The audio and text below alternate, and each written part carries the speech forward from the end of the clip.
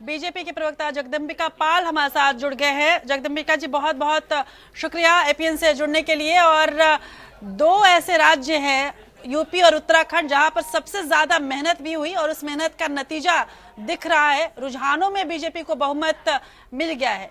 आप इस पर खुशी जाहिर कर सकते हैं, जाहिर सी बात है कि आप इस पर टिप्पणी करेंगे, लेकिन यहीं पर मैं आपको वो भी खबर दे दूं जो आपकी चिंता भी बढ़ाएगी। पंजाब, गोवा और मणिपुर में बीजेपी जितनी उम्मीद बांधे हुए थी, वहां पर कुछ हुआ नहीं वैसा।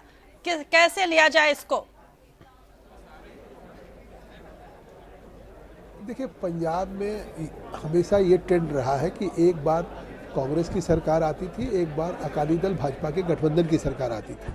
लेकिन वहाँ पे पिछले 10 वर्षों से 2 बार, ये पहली बार ऐसा हुआ था कि भाजपा और अकाली दल के गठबंधन को दूसरी बार भी मौका मिला।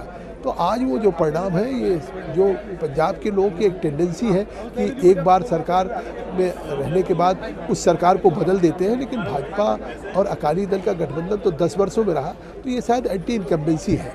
लेकिन जो यूपी और उत्तराखंड के चुनाव के परिणाम के रुझान आ रहे हैं, वो कहीं न कहीं इस बात का संकेत है कि अगर एसपी और बसपा को भी जोड़ लिया जाए तो वो अगर 100 के आंकड़े नहीं पार हो रही, तो सपा बसपा के भी जो वोटर हैं, जो हमारे परंपरागत मतदाता नहीं थे, चाहे वो दलित हो, ओबीसी हो, पिछड़े वर्ग के पिछड़े वर्ग के लोग हो, उन्होंने भी बड़े पैमाने पे भाजपा को वोट किया है। तो ये कहीं न कहीं इस बात का संकेत है कि जो मोदी जी ने 2.5 साल पहले प्रधानमंत्री बनने के बाद कहा था कि हमारी सरकार गाँव को समर्पित है, गरीब को समर्पित है, दलित को समर्पित है, वंचित को समर्पित है, युवकों और महिलाओं के लिए समर्पित है, वो कहीं न कहीं 2.5 वर्षों में लोगों का भरोसा बढ़ा है। उत्तर प्रदेश में तो ये बात